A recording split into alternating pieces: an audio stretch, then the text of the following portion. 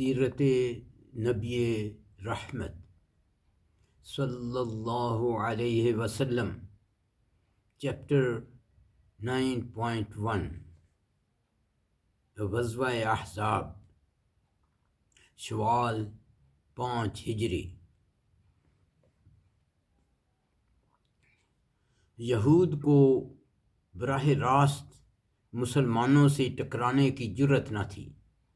انہوں نے اپنی خباستوں، سازشوں اور مکاریوں سے کئی گروہوں کو مسلمانوں کے خلاف تیار کیا۔ اس کی تفصیل یہ ہے: بنو نذیر کے 20 سردار مکے میں قریش کے پاس پہنچے اور انہیں جنگ کے لیے اکسایا۔ قریش اپنی شہرت بحال کرنے کے لیے جنگ کے لیے تیار ہو گئے۔ اسی طرح یہود نے بدوؤں کے بنو غطفان اور دیگر قبائل کو تیار کر لیا۔ 4000 قریش اور 6000 دیگر قبائل کے لشکر جرار نے مل کر مدینہ کا رخ کیا۔ ان کا سپہ سالار ابو سفیان تھا۔ رسول اکرم صلی اللہ علیہ وسلم نے مجلس شورا منعقد کی۔ حضرت سلمان فارسی رضی اللہ عنہ نے عرض کیا کہ فارس میں جب ہمارا محاصرہ کیا جاتا ہے تو ہم اپنے گرد خندق کھود لیتے ہیں، جو کہ بڑی اعلیٰ دفاعی تجویز تھی۔ اس پر عمل کرتے ہوئے رسول اکرم صلی اللہ علیہ وسلم نے ہر 10 آدمیوں کے گروہ کو 40 ہاتھ خندق کھودنے کا کام دیا اور خود بھی اس میں شریک ہوئے۔ بخاری میں ہے، آپ صلی اللہ علیہ وسلم نے مشقت اور بھوک دے کر فرمایا: اے اللہ، یقیناً زندگی تو آخرت کی زندگی ہے، بس اے اللہ انصار اور مہاجرین کو بخش دے۔ اس پر انصار اور مہاجرین نے یہ جواب دیا: ہم وہ ہیں کہ ہم نے ہمیشہ کے لیے جب تک باقی رہیں حضرت محمد صلی اللہ علیہ وسلم سے جہاد پر بیعت کی ہے۔ بخاری میں یہ بھی ہے کہ جب رسول اکرم صلی اللہ علیہ وسلم مٹی دھوتے جاتے تھے تو یہ اشعار پڑھتے تھے: اے اللہ، اگر تو نہ ہوتا تو ہم ہدایت نہ پاتے، نہ صدقہ دیتے، نہ نماز پڑھتے، بس ہم پر سکینت نازل فرما، اور اگر دشمن سے لڑائی ہو جائے تو ہمیں ثابت قدم رکھ۔ انہوں نے لوگوں کو ہمارے خلاف بھڑکایا ہے، اور اگر وہ ہمیں فتنے میں ڈالنا چاہیں گے، یعنی اگر وہ ہم پر ظلم کریں گے تو ہم ہرگز سر نہ جھکائیں گے۔ حضرت ابو طلحہ رضی اللہ عنہ سے روایت ہے کہ ہم نے رسول اکرم صلی اللہ علیہ وسلم سے اپنی بھوک کی شکایت اور اپنے پیٹ کھول کر ایک ایک پتھر دکھائے، تو اس پر رسول اکرم صلی اللہ علیہ وسلم نے اپنا پیٹ کھول کر ہمیں اپنے پیٹ پر 2 پتھر دکھائے۔ جنگ احزاب کے دوران معجزے۔ خندق کی کھدائی کے دوران کئی معجزے رونما ہوئے۔ بخاری میں ہے کہ حضرت جابر بن عبداللہ نے رسول اکرم صلی اللہ علیہ وسلم کے چہرے پر سخت بھوک کے آثار دیکھے تو گھر آ کر بکری کا ایک بچہ ذبح کیا اور تقریباً 2.5 کلو جو کی روٹیاں پکائیں، اور خاموشی سے رسول اکرم صلی اللہ علیہ وسلم سے عرض کی کہ آپ چند صحابہ کے ہمراہ ان کے گھر تشریف لائیں۔ رسول اکرم صلی اللہ علیہ وسلم 1000 صحابہ کرام کے ہمراہ حضرت جابر کے گھر پہنچ گئے، اور تمام صحابہ نے پیٹ بھر کر کھانا کھایا، اور پھر بھی ہانڈی بھری کی بھری رہی اور آٹے سے روٹیاں پکتی رہیں۔ حضرت جابر کے قبیلے کا نام بنو حرام تھا۔ مدینہ میں اب بھی اس قبیلے کی جگہ پر مسجد بنو حرام موجود ہے۔ معجزہ نمبر 2۔ حضرت نعمان بن بشیر رضی اللہ عنہ کی بہن تھوڑی سی کھجوریں لے کر آئیں تاکہ ان کے بھائی اور ماموں کھا لیں، لیکن رسول اکرم صلی اللہ علیہ وسلم نے ان سے یہ کھجوریں مانگ لیں اور یہ کھجوریں ایک کپڑے کے اوپر بکھیر دیں۔ پھر اہل خندق کو کھانے کی دعوت دی۔ جب اہل خندق یہ کھاتے جاتے تو کھجوروں کی تعداد اور بڑھتی جاتی، یہاں تک کہ سب اہل خندق نے کھا لیں لیکن پھر بھی کپڑے پر کھجوریں تھیں، بلکہ اس کے کناروں سے باہر گر رہی تھیں۔ یہ ابن ہشام میں ہے۔ معجزہ نمبر 3، خندق کی کھدائی کے دوران ایک سخت چٹان آ گئی۔ صحابہ کرام رضی اللہ عنہم اسے کدال سے توڑ نہ سکے تو رسول اکرم صلی اللہ علیہ وسلم سے اپنی مشکل عرض کی۔ آپ صلی اللہ علیہ وسلم وہاں تشریف لائے اور بسم اللہ پڑھ کر پہلی بار کدال مارا تو چٹان کا ایک تہائی حصہ ٹوٹ گیا۔ آپ نے فرمایا، اللہ اکبر، مجھے ملک شام کی کنجیاں دی گئی ہیں۔ خدا کی قسم، میں اس وقت وہاں کے سرخ محلوں کو دیکھ رہا ہوں۔ پھر دوسری چوٹ لگائی تو چٹان کا 2/3 حصہ ٹوٹ گیا اور آپ نے فرمایا، اللہ اکبر، مجھے فارس کی کنجیاں دی گئی ہیں۔ خدا کی قسم، میں اس وقت مدائن کا سفید محل دیکھ رہا ہوں۔ پھر تیسری چوٹ لگائی تو باقی چٹان بھی ٹوٹ گئی اور اس پر آپ نے فرمایا، اللہ اکبر، مجھے یمن کی کنجیاں دی گئی ہیں۔ اللہ کی قسم، میں اس وقت اپنی اس جگہ سے صنعاء کے پھاٹک دیکھ رہا ہوں۔ یہ سب سنن نسائی میں ہے۔ ایک روایت میں ہے کہ آپ صلی اللہ علیہ وسلم نے پتھر پر ضرب کے دوران اس آیت کریمہ کی تلاوت فرمائی، سورۃ الانعام، آیت نمبر 115، وَتَمَّتْ کَلِمَتُ رَبِّکَ صِدْقًا وَعَدْلًا لا مبدل لکلماتہ وہو السمیع العلیم۔ آپ کے رب کا کلام سچائی اور انصاف کے اعتبار سے کامل ہے، یعنی اخبار و واقعات کے لحاظ سے سچا اور احکام و وسائل کے اعتبار سے عدل و انصاف پر مبنی ہے۔ اس کے کلامات کو کوئی بدلنے والا نہیں اور وہ سننے والا اور جاننے والا ہے۔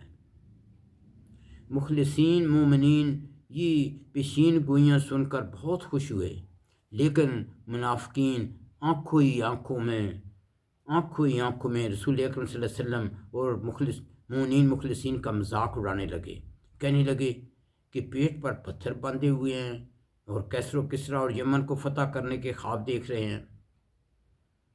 اللہ تعالیٰ نے منافقین کے بارے میں اس چیز کے بارے میں سورۃ احزاب میں فرمایا، آیت نمبر 12،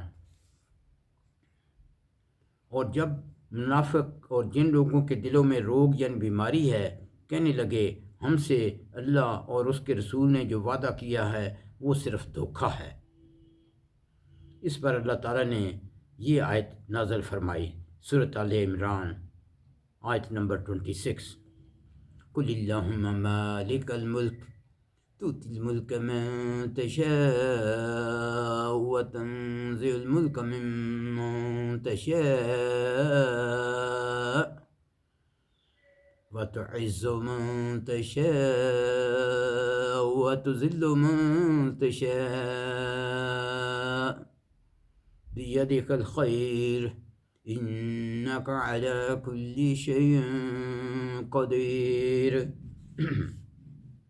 آپ کہیں، اے اللہ تعالیٰ، اے تمام جہانوں کے مالک، آپ جسے چاہیں ملک دیں اور آپ جس سے چاہیں ملک چھین لیں، اور آپ جسے چاہیں عزت دیں اور آپ جسے چاہیں ذلیل کر دیں، سب بھلائیاں آپ ہی کے ہاتھ میں ہیں، بے شک آپ ہر چیز پر قادر ہیں۔ اور تاریخ شاہد ہے کہ مسلمانوں نے ان پیشین گوئیوں کے مطابق حضرت عمر رضی اللہ عنہ کے زمانے میں کیسر و کسریٰ اور یمن تینوں جگہوں کو فتح کیا۔ جنگ احزاب میں لشکروں کا آمنا سامنا، مشرکین کا 10,000 کا لشکر اور مسلمانوں کا 3,000 کا لشکر آمنے سامنے ہوئے۔ رسول اکرم صلی اللہ علیہ وسلم نے اپنی فوجی حکمت عملی کے تحت سلا پہاڑ کو اپنی پشت پر رکھا، جبکہ خندق ان کے سامنے تھی۔ رسول اکرم صلی اللہ علیہ وسلم نے حضرت عبداللہ بن ابن مکتوم کو مدینے کا انچارج مقرر کیا۔ یہ مسلمانوں کے لیے بہت آزمائش کا وقت تھا۔ اللہ تعالیٰ سورۃ احزاب آیت نمبر 9 سے 11 میں فرماتے ہیں، اے ایمان والو، اپنے اوپر اللہ کی نعمت اس کے احسان کو یاد کرو جب تم پر بہت سے لشکر چڑھ آئے تو ہم نے ان پر آندھی بھیجی اور ایسے لشکر یعنی فرشتے بھیجے جنہیں تم نے نہیں دیکھا، اور اللہ اسے دیکھنے والا ہے جو تم کرتے ہو۔ جب وہ تم پر چڑھ آئے تمہارے اوپر کی طرف سے اور تمہارے نیچے کی طرف سے، اور جب آنکھیں چندھیا گئیں اور دل گلوں میں یعنی کلیجے منہ تک کو آنے لگے، اور تم اللہ کے بارے میں طرح طرح کے گمان کر رہے تھے، یہاں اس موقع پر مومن آزمائے گئے اور وہ شدید جھنجھوڑے گئے۔ اللہ تعالیٰ نے میدان جنگ میں منافقین کی ذہنی کیفیت کو یوں بیان فرمایا، سورۃ الاحزاب آیت نمبر 13 اور 15۔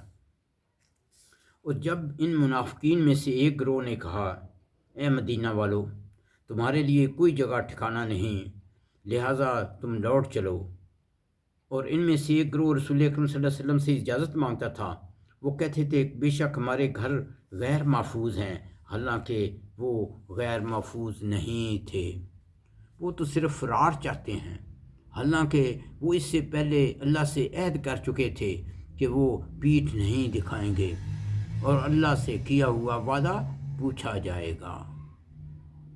منافقین دوسروں کو بھی جنگ سے روکتے تھے، سورۃ احزاب آیت 18 سے 19۔ اللہ تم میں سے دوسروں کو جہاد سے روکنے والوں کو خوب جانتا ہے، اور اپنے بھائی بندوں سے یہ کہنے والوں کو کہ ہماری طرف آ جاؤ، اور وہ کبھی کبھار ہی لڑائی میں آتے ہیں، تمہاری مدد میں پورے بخیل ہیں، پھر جب خوف کا موقع آ جائے تو آپ انہیں دیکھیں گے کہ وہ آپ کی طرف یوں دیکھنے لگتے ہیں جیسے ان کی آنکھیں اس شخص کی طرح گھوم رہی ہیں جس پر موت کی غشی طاری ہو۔ پھر جب خوف چلا جائے تو آپ پر اپنی تیز زبانوں سے بڑی باتیں بناتے ہیں، وہ مال کے بڑے حریص ہیں، یا خیر کا جذبہ بھی ان کے اندر نہیں، یہ دل سے ایمان لائے ہی نہیں بلکہ منافق ہیں، تو اللہ نے ان کے اعمال کو حقارت کر دیا، اور اللہ پر یہ بہت آسان ہے۔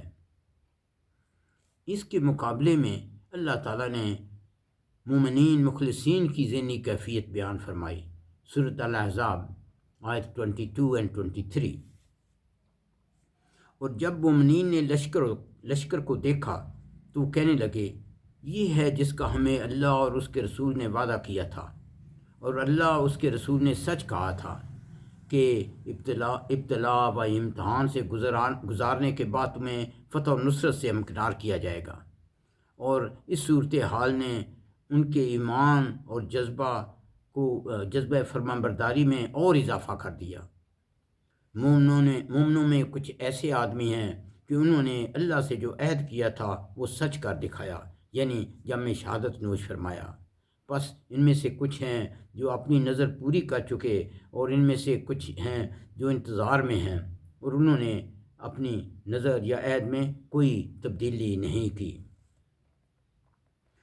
اس وقت مسلمانوں کا کوڈ لفظ یہ تھا، حامیم لا ینصرون، ان کی مدد نہ کی جائے۔ اللہ تعالیٰ نے بہت بڑے امتحان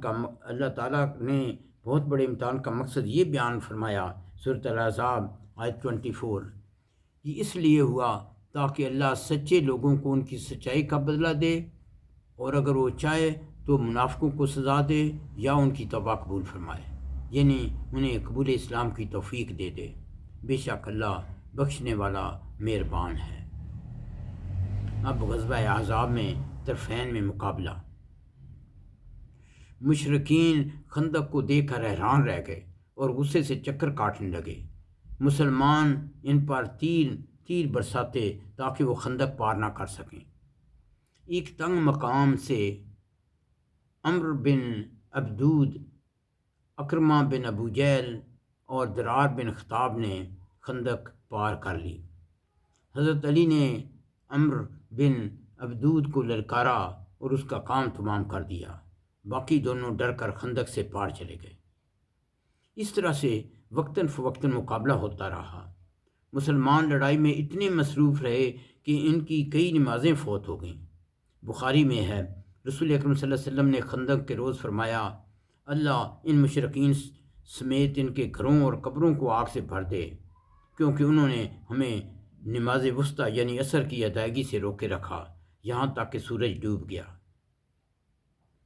مسند احمد میں ہے کہ مشرکین نے آپ کو مسلسل مصروف رکھا اور آپ نے ظہر، عصر، مغرب اور عشاء کی نمازیں یکجا پڑھیں۔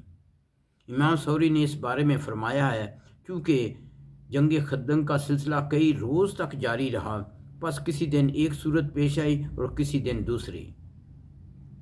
اس تیر اندازی میں 6 مسلمان اور 10 مشرک مارے گئے۔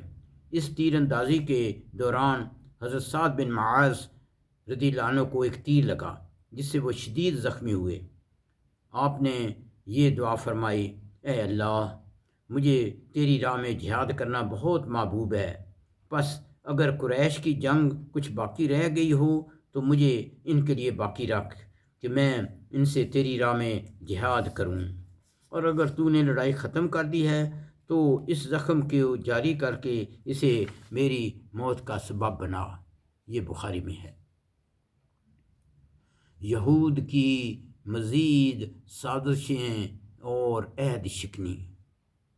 اسی دوران بنو نذیر کا سردار حی بن اخطب بنو قریظہ کے سردار کعب بن اسد کے پاس آیا اور بہت اصرار کے بعد کعب بن اسد کو مسلمانوں کے خلاف جنگ کے لیے ضامن کر لیا اور رسول اکرم سے عہد کے باوجود بنو قریظہ جنگ میں کود پڑے۔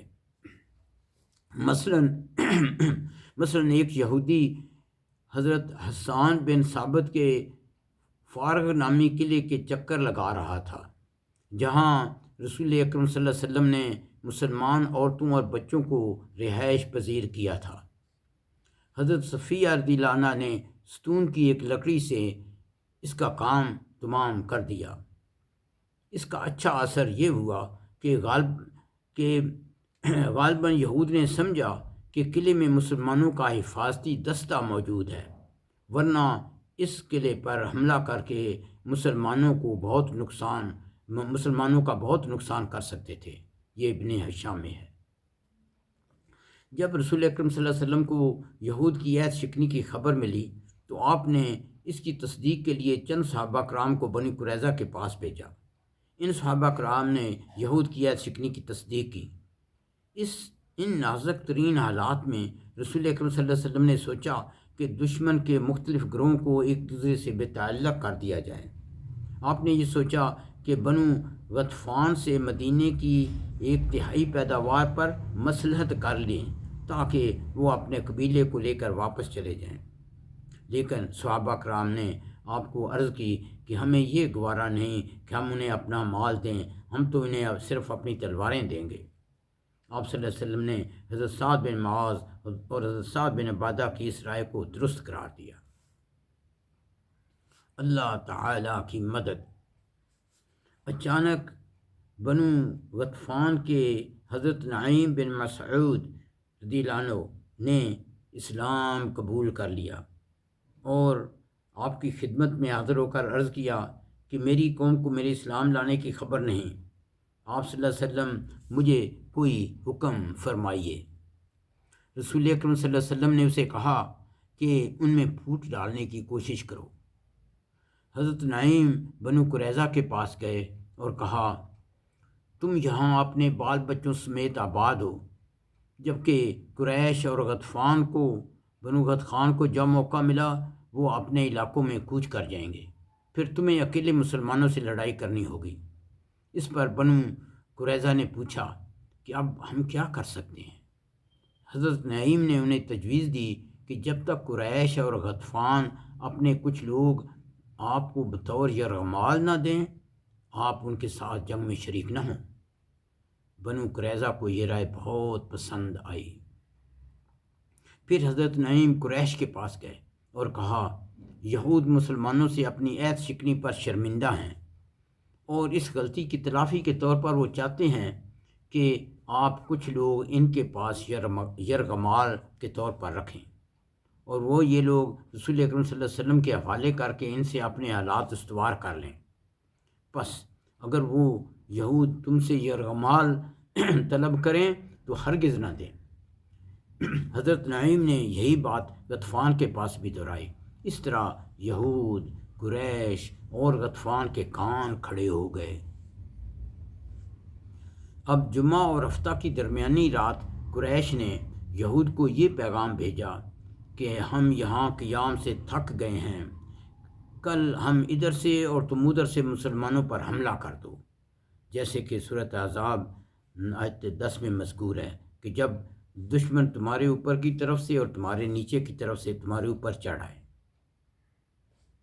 یہود نے یہ جواب دیا کہ کل ہفتہ کا روز ہے، اس مقدس دن کی خلاف ورزی کرنے سے ہم پر عذاب آ سکتا ہے، اور جب تک آپ اپنے کچھ آدمی بطور یرغمال نہ دے دیں گے ہم لڑائی میں شریک نہیں ہوں گے۔ یہ سن کر قریش اور غطفان نے کہا کہ حضرت نعیم نے سچ ہی کہا تھا۔ اس طرح فریقین کا باہمی اعتماد ختم ہو گیا، ان میں پھوٹ پڑ گئی اور ان کے حوصلے ٹوٹ گئے۔ اس وقت رسول اکرم صلی اللہ علیہ وسلم یہ دعا مانگ رہے تھے جو کہ بخاری میں ہے: اے اللہ، کتاب اتارنے والے اور جلد حساب لینے والے، ان لشکروں کو شکست دے۔ اے اللہ، انہیں شکست دے اور ان لشکروں کو جھنجھوڑ کر رکھ دے۔ اللہ تعالیٰ نے رسول اکرم صلی اللہ علیہ وسلم اور مسلمانوں کی دعائیں قبول فرمائیں اور ایک تیز سرد ہوا بھیجی جس سے مشرکین کے خیمے اکھڑ گئے، ہنڈیاں الٹ گئیں اور کسی چیز کو قرار نہ رہا، اور ساتھ ہی فرشتوں کا لشکر بھیجا جس نے ان کے دلوں میں رعب اور خوف ڈال دیا۔ یہ سب سورۃ احزاب آیت نمبر 9 میں ہے۔ مسلم میں مذکور ہے کہ رسول اکرم صلی اللہ علیہ وسلم نے 3 بار کہا: کون ہے جو کھڑا ہو اور دشمن کے لشکر میں جا کر ان کی خبر لائے اور اس کے عوض جنت حاصل کرے؟ صحابہ قرآن دن بھر کے مقابلہ سے چور چور اور سخت سردی کے سبب سمٹے ہوئے بیٹھے تھے، اس لیے 3 بار کوئی بھی نہ اٹھا۔ حضرت حذیفہ بن یمان فرماتے ہیں کہ اس وقت رسول اکرم صلی اللہ علیہ وسلم نے میرا نام لے کر فرمایا کہ حذیفہ تم جاؤ۔ آپ نے اپنا دست مبارک میرے سر اور چہرے پر پھیرا اور فرمایا کہ دشمن کے لشکر میں جاؤ اور مجھے ان کی خبر لا کر دو، اور میرے پاس واپس آنے سے پہلے کوئی کام نہ کرنا۔ اور پھر آپ نے میری حفاظت کے لیے دعا کی۔ جنگی احزاب میں ایک اور معجزہ۔ حضرت حذیفہ خیمے کے اندر بیٹھے سردی سے کپ کپا رہے تھے۔ جب دشمن کی طرف روانہ ہوئے تو ایسے محسوس کیا جیسے کسی گرما حمام کے اندر ہے، یہاں تک کہ وہ لشکر تک پہنچ گئے اور دیکھا کہ ہوائی طوفان نے ان کے خیمے اکھاڑ دیے تھے اور ہانڈیاں الٹ دی تھیں۔ ابو سفیان بیٹھا آگ سینک رہا تھا۔ میں ابو سفیان پر اپنا تیر پھینکنے ہی والا تھا کہ مجھے رسول اکرم صلی اللہ علیہ وسلم کا یہ فرمان یاد آیا کہ واپس آنے تک کوئی کام نہ کرنا۔ بس میں نے ابو سفیان پر اپنا تیر نہ چلایا۔ ابو سفیان پریشانی کی وجہ سے ضروری اعلان کرنا چاہتا تھا۔ اس نے سارے مجمع کو کہا کہ ہر شخص اپنے برابر والے کو پہچان لے تاکہ کوئی جاسوس ہماری بات نہ سن سکے۔ اس پر حضرت حذیفہ رضی اللہ عنہ فرماتے ہیں کہ میں نے بڑی ہوشیاری اور دلیری سے اپنے برابر والے آدمی کے ہاتھ پر ہاتھ مار کر پوچھا: تم کون ہو؟ اس نے کہا: تعجب ہے، تم مجھے نہیں جانتے، میں فلاں ابن فلاں ہوں۔ وہ قبیلہ حوازن کا آدمی تھا۔ اس طرح اللہ تعالیٰ نے حضرت حذیفہ کو گرفتاری سے بچا لیا۔ پھر ابو سفیان نے پریشان کن حالات، بنو قریظہ کی بدعہدی اور سامان جنگ کے ختم ہونے کا ذکر کیا اور کہا: میری رائے یہ ہے کہ اب آپ سب واپس چلیں اور میں بھی واپس جا رہا ہوں۔ اسی وقت لشکر میں بھگدڑ مچ گئی اور سب واپس جانے لگے۔ حضرت حذیفہ نے واپس پہنچ کر رسول اکرم صلی اللہ علیہ وسلم کو حالات بتائے۔ آپ صلی اللہ علیہ وسلم خوشی سے ہنسنے لگے، یہاں تک کہ رات کی تاریکی میں بھی آپ کے دندان مبارک چمکنے لگے۔ یہاں تک کہ رات کی تاریکی میں بھی آپ صلی اللہ علیہ وسلم کے دندان مبارک چمکنے لگے۔ اللہ تعالیٰ سورۃ احزاب آیت نمبر 25 میں فرماتے ہیں، اور اللہ تعالیٰ نے کافروں کو غصے میں بھرے ہوئے ہی نامراد لوٹا دیا، انہوں نے کوئی فائدہ نہ پایا، اور اس جنگ میں اللہ تعالیٰ خود ہی مومنوں کو کافی ہو گیا، یعنی مسلمانوں کو ان سے لڑنے کی ضرورت ہی پیش نہیں آئی، بلکہ اللہ تعالیٰ نے ہوا اور فرشتوں کی مدد سے وہاں پہنچا دی، اور اللہ توانا اور غالب ہے، اور اللہ توانا اور غالب ہے۔ رسول اکرم صلی اللہ علیہ وسلم نے فرمایا، لا الہ الا اللہ وحدہ صدق وعدہ ونصر عبدہ وعز جندہ وہزم الاحزاب وحدہ فلا شیء بعدہ۔ ایک اللہ کے سوا کوئی معبود نہیں، اس نے اپنا وعدہ سچ کر دکھایا، اپنے بندے کی مدد کی، اپنے لشکر کو سرخ رو کیا، اور تمام گروہوں کو اکیلے اس نے شکست دے دی، اس کے بعد کوئی شے نہیں۔ یہ بخاری اور مسلم میں ہے۔ اس موقع پر رسول اکرم صلی اللہ علیہ وسلم نے فرمایا، میری مدد صبا یعنی مشرقی ہوا سے کی گئی، اور عاد اور سمود کو مغربی ہوا سے ہلاک کیا گیا۔ یہ بخاری میں ہے۔ اس موقع پر بھی منافقین کی ذہنی کیفیت یہ تھی۔ سورہ الاحزاب آیت نمبر 20۔